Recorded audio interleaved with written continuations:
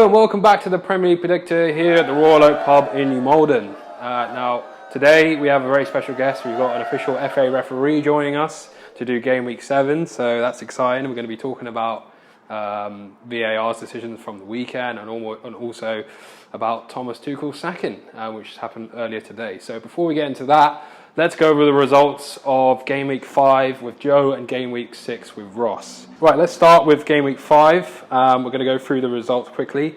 I'll just go through them one by one. So the first game actually was the one I went to. I was in the Brentford away end with my mate. It's Palace versus Brentford. Now the final score on that one was 1-1. We both put a win. Moving down, Fulham beat Brighton. Neither of us got that one. Southampton-Chelsea was a surprise result. No one was expecting that. Southampton beat Chelsea 2-1. Neither of us had that. In fact, I had it the wrong way around completely. Leeds-Everton was a draw. Again, neither of us had that. So it's not really looking good up until this point. It did get better. 0-0 Bournemouth-Wolves. I actually had the draw on that one.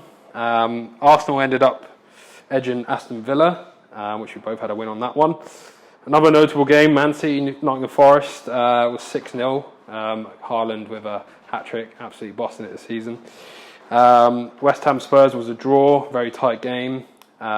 Liverpool Leicester to the last minute against Newcastle to win that game. Obviously, I was pretty ecstatic about that, as any fan would be in the last minute.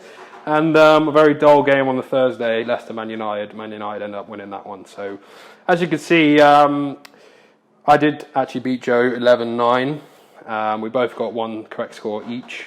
And we both got, he got 3 results, I got 4 results, and he got 6 wrong, I got 5 wrong. So yeah, that's another win for me on that one. Quickly on to Game Week 6. Couple of games there. As you can see, notable games. Brentford Leeds 5-2. Absolutely smashed it, no one was expecting that. Tony with a hat-trick. But I was able to get the bonus points on that one. Chelsea West Ham, controversially won maybe. I mean, we'll be talking about the VAR decision shortly with my guest. Another VAR decision in the Newcastle Palace game. Again, we'll come to that. Another notable game, Bournemouth came back from 2-0 down to beat Forest away, and it's quite a comeback from them. Don't think anyone really predicted that would happen. Spurs beat Fulham, Wolves beat Southampton. Villa actually gave a really good account of themselves, ended up getting a draw against City. Again, there was another questionable decision in that one, so but Man City dropped points again. Brighton, Leicester, another 5-2. There's 2 of them this week. No one was expecting that. That's an absolutely crazy score. And Man United beating Arsenal. Again, Arsenal's run is over. So everybody thought they'd probably be doing the Invincibles again. I didn't think so. I thought Man United would end up getting something out of it. And they got 3 points. So as you can see, Ross got 3 correct scores, which is great. I had 2. He ended up beating me 19-15. So we'll just look at the league table and you'll see the standings on that one, and I've actually lost 3 and won 3 so far. So yeah, those are the results from Game Week 5 and Game Week 6. Let's get into Game Week 7 with my new guest. Welcome back. Today I'm joined by Matt, who is actually an official FA referee. Hello Matt. Cheers to you. Thanks for joining me today. So before we get into predictions for Game Week 7, let's talk about a bit about you. So tell us a bit about your refereeing. Well, I've been refereeing for about 3 years now, 3.5 years. I've done my level 7 badge. This year I'll be going for my level 6 badge, which involves refereeing 20 games. I'll have to be assessed 3 times for the season, and then if I pass that, I can then move on to level 5. If I can pass that halfway through the season, going forward for the last half season, I could then go for level 5, which would be the same again, which is 20 games with assessments, and then after that, then you're starting to look at the fitness tests as you're going towards level 4. Alright, well, technically you are an official FA I'm referee, level 7 ref. So that is good enough. So we are going to talk a bit about, firstly we're going to talk about Thomas Tuchel. Now, I know you're a Chelsea fan. Give us your thoughts. Are you happy? Or you think it's a bit too harsh? To be honest, it's come out of the blue. Yeah. No, I don't think anyone. I know Chelsea have had the best of starts, was a bit of a shock, especially with the new owners. Yeah, especially if they've spent a lot of money as well. Yeah. I think they've kind of tallied up there and gone, well, we're giving them 200 million, 150 million, 200 million. We're not winning games. We just since we brought in the new players, we've just fallen behind. We just can't seem to score anymore. The defence, they're just not with it.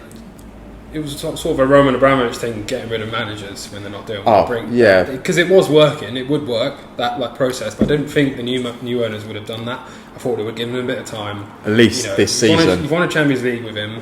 Club World Cup. Yeah, like, it's a bit rap. It's like almost getting rid of Klopp after a string. It's like...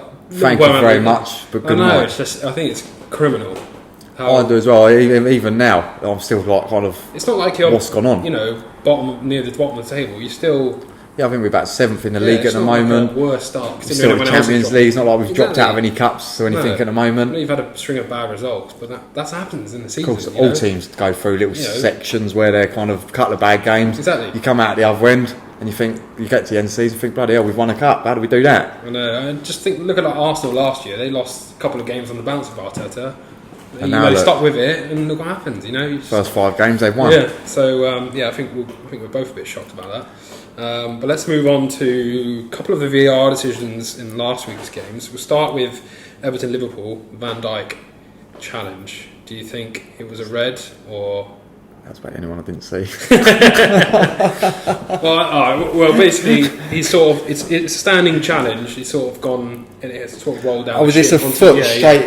Yes, I did see that. Sorry, yes. Foot, and I think it was the right decision. I mean, it looks bad when you pause it, but he's not going. He's not lunging in. He's sort of stood and it's gone. For me, with that, it's the referees look to that and he's endangering the safety of a player. That is what the red card is about. It's not the fact that it was a 2-footed challenge, both feet off the ground. So you think it should have been a red?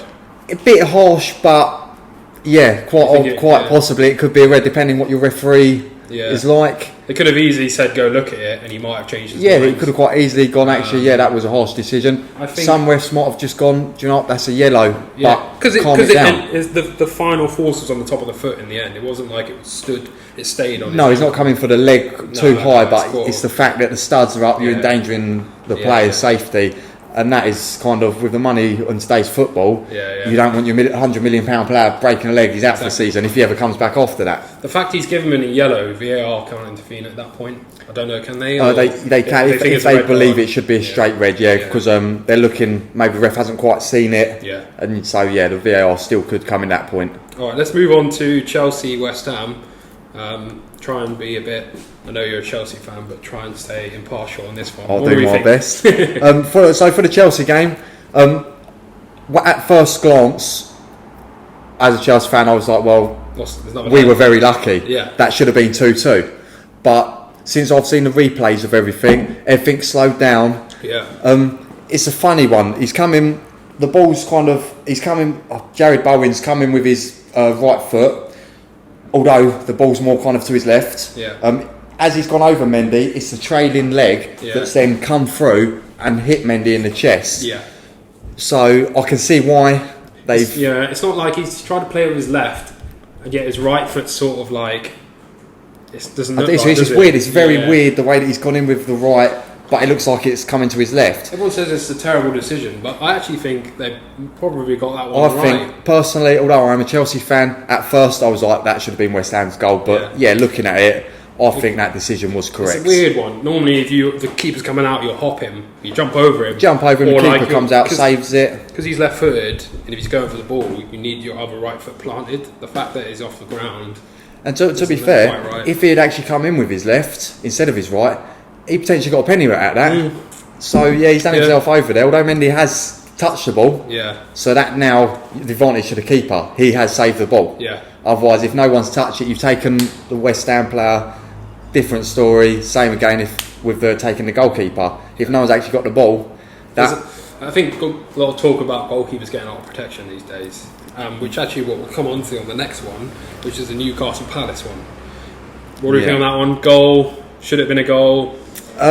It's a strange. You see it from both angles. Again, because as the Newcastle obviously scored, but when you look at it, the Crystal Palace player has actually pushed the Newcastle player into the keeper. Yeah, exactly. Yeah. So actually, for me, that is a goal. Yeah. Yeah, for the defender to push the attacker, you have to bring the foul back to that point. You can't then say the second foul. Yeah. If you're going to foul, you've got to come back to the first point. Yeah, I think he has pushed him, even though he's coming in with he's run and jumped. So obviously there's a bit of motion. He has given him that. Of course, it doesn't take a lot just to send him off. I don't think his balance. intent is to take the keeper out. No, it's not. He's not trying to do that. No, he's not trying to go for the head the keeper because he's in the air and got that extra push. He's gone to the keeper. So yeah, I do think actually probably was a goal. I mean, it's come back and hit that same defender on the head and gone in. So I think they might have got that one wrong. It's close. It's not like a absolute. You know what I mean? No, it's not a definite kind of should have been, shouldn't have been. But with the defender pushing the attacker, it's a goal. Exactly. Yeah. In my eyes, that's a goal. Let's move on to the Villa City one. I know that one, the ref had stopped play, even though he really should have let it go on. Because he blew the whistle just before the ball had actually gone in the net. This is a strange one because normally, if the flag goes up, the referee doesn't blow immediately, let it play on, see what happens first, then come back to it. Or there's a bit of there's a gap, isn't there? Yeah, they see what happens. General rule with that is they see how it's going to pan out. Yeah. Because obviously, if they then do look at it and actually it's not offside, if the ball's in the net, we can go with a goal. But because the whistle was blown, from that you can't then use up to that point of the whistle. Once the whistle's blown, so in theory, the referee should have just allowed it. On the line, I should have given it a couple more seconds because, like you say, some games it can go 10-15 seconds and then the flag goes up. He flagged it, referee's blown immediately, everybody stopped, he scored, and really he should have let it go on. Should have let the attack finish. That is the point of it, you should let the attack finish. Yeah. Let's quickly touch on the Brighton and Spurs games. I know you might not have seen it, but there was 2 goals that were given off as offside because he's attempted to go for the ball, not touched it, because he's attempted it, he's offside. See, it's like a new one. Yeah, it's funny. Offside's very funny. A lot of people just think it's the basic. You pass the ball to a player, and if he's not 2 players between the goal and him, then it's offside. But with offside, there's things like if he's tried to play the ball, he's now brought himself into the game. If the attacker passes the ball through the defence to an offside attacker, if the defender physically goes to play the ball and it touches him and goes to the attacker, because the defender's played the ball, he's now basically the attacker's onside. Although he wasn't initially. If the defender just stood there and didn't do anything, it goes to him, he's offside. But because he's physically gone to play the ball, he's now brought himself into the game. Yeah. Alright, let's go straight into Gameweek 7's predictions. So we're going to go straight for the early kick-off, which is Fulham-Chelsea. What do you think of that one? I think it will be a Chelsea game. I know it's a London derby, and we're not being too great at derbies at the moment. Obviously, with the Tuchel sacking, did players want to play better or play worse? So that's the thing. Why has he been sacked? There is some reason. It is obviously the start of the season, but has he lost the dressing room? Yeah. Has people already gone, do you know what? This guy's not for us. The owners have seen that and gone, well, we need to get in early, do something early. I think Chelsea will win 2-0. Yeah, I've gone for Chelsea. I'll be close because Fulham have been playing well in parts. They do look threatening sometimes, especially at home. They're playing a lot better. So I've gone for like a 1-0 narrow victory on that one. So Chelsea might just scrape the one goal. Not a bad shout. All right, so Bournemouth versus Brighton. Bit of a tricky game. They both won at the weekend. So what are we thinking for this? Yeah, for little clubs, they're not doing too bad. Yeah, for Brighton me, especially. Yeah, fourth place at the moment. Chelsea looking at their manager. So how's that going to affect them? If we steal their manager, be interesting to see how they get on. But for this weekend, I've gone for 1-0 Brighton. Yeah, I think Brighton will still win. They are far the better team. They're scoring goals for fun, Literally which no one was predicting. So, in fact, Brighton was one of the teams that I was thinking probably go back down next season. Really? Yeah. Well, I mean, they could even push for Europe. The way they're going, The only thing is, they're similar to last year, where they started really well and then faded away at the end. They did what they had to do, and they weren't very good. Got enough points to keep them up there. That's the main thing, isn't it, for little clubs? Leicester Villa, another 3 o'clock kickoff. For Leicester Villa, both teams. Leicester not playing well. Leicester are really in trouble. Something. Yeah, considering you look at the last couple of seasons where they've just come start the season, boom, got themselves rough top of the table, and then they've just held out. This season, they just can't do it. I've got them down as 1-1. Could be 0-0, but I've gone for 1-1. Okay. I'm going to go on that one. 0-0. I think both teams aren't playing well. I know no one was expecting Villa to get points off City, but they did. So I think both teams are just trying to avoid losing in this one. So let's move on to Liverpool versus Wolves. What do we think for that one? For this, I've actually been quite conservative for Liverpool because, again, Wolves haven't been doing too bad. I'm going to go 2-0 Liverpool. Yeah, I've also gone the same. I think Wolves are without a striker. I know they're trying to get Diego Costa. Don't think that will happen in time, even if it does. Can't really see him doing too much. So yeah, Will he be able to not join now till January? I don't know, because I think he might be a free agent. So, okay. So it's difficult to say. But yeah, I think without an actual striker, they'll probably just try and defend. And I think Liverpool will score. Yeah, it'll be a case of parking the bus. Exactly. If you get the attack, we'll have a try, a counter. Exactly. So let's move on to Southampton, Brentford. Both teams. Southampton are a weird one. We've mentioned it before, where they win one week, lose another week. So they lost last week, so you probably think they'll beat Brentford, because that's the way it is. Kind of emerging there, but after Brentford's 5-2 at the weekend, I don't think they could replicate another win, so I've gone for a draw. I've gone for a 2-2. You think there'll be goals? I think there'll be goals, but I don't think they'll win this week. No, there'll definitely be goals. Yeah, I've also gone for a draw. I think it'll be 1-1 on that one. Let's move on to City Spurs. Big game, that one. Both teams playing well. What do you think? I've gone for a 2-2 again for this one, although they've got Haaland, who's scoring goals for fun. He is literally scoring goals for fun. There's got to be a time where actually they will draw. Tottenham, I think, has got a good chance of scoring a couple of goals. The thing is, Man City don't like. They have quite a bad record against Spurs. Spurs, it's like their bogey team. I know last season, I think they either lost twice. Maybe Spurs beat won both games, maybe, or at least they got a win and a draw. Yeah, I don't think it's going to be a walkover 5-0 or 4-0 or anything like that. Not this week. No, I think City will be too good this time. I'll put 1-0. I think it'll be close. I can see. Yeah, I can't see there being many goals. Could be wrong though. Could be wrong. Arsenal Everton. What have we got on that one? For Arsenal Everton, I've gone a 2-0 Arsenal over Everton. Okay. With a form that Arsenal's been having, okay, they slipped up this weekend. Yeah. But top of the league, they're scoring goals, they're winning games. I think it'd be another win, especially against a team like Everton, who's not been performing great. Yeah, I think there's two factors in play here. Everton are quite stubborn defensively. They're not really that much of a threat going forward. I know they signed Neil Maupay. Arsenal do play Thursday night, so will they be tired come Sunday? Maybe it might be a factor. Could play a factor, and that does affect still because they are a better team. But I think it'll be 2-1. I think they'll probably switch off, concede, but I still think they'll edge it.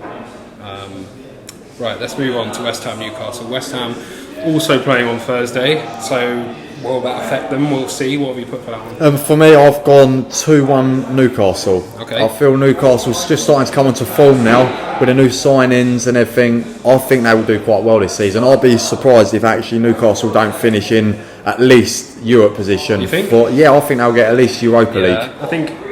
I know they've had a few injuries and they've had a few players out, but I think once all those key players are back, I think you might be right. Yeah, as the individuals start coming back, results will show. More players in January, maybe. They've got the money. They've got plenty of funds.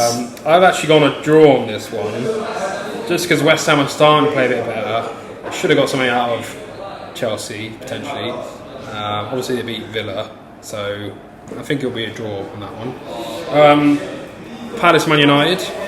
Palace United, I've gone for a 2-1 United. Yeah, I think we've both gone the same on this one.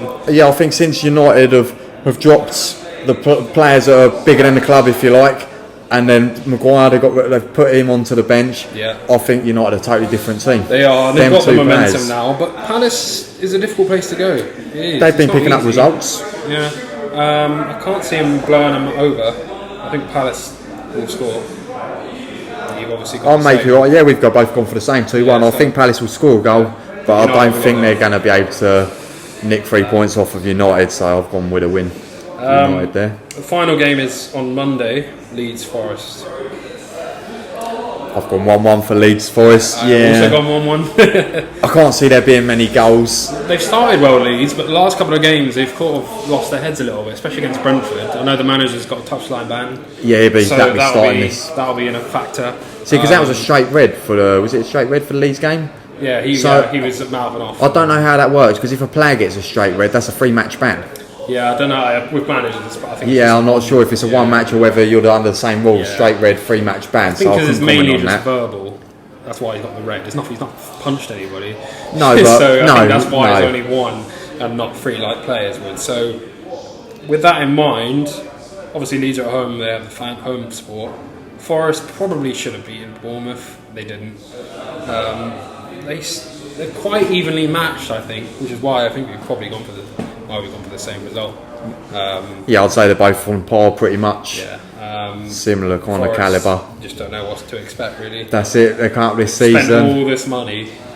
And a new club Could end up going down at the end, you know. And a new club coming into the Premier League, as we've seen before, new clubs going to the Premier League, they just seem to have that form continuing from last season. Yeah. So I don't feel they will go down this season. Next season could be totally different. Yeah. But I think they will potentially hold their own this season. They need some results. They do need to pick up. You're looking at, you need at least 30 points, 35 points to be definitely clear of relegation. Right, so that concludes Game Week 7 this week. Thank you very much for watching. Matt, thank you very much for joining me this week and giving your opinions.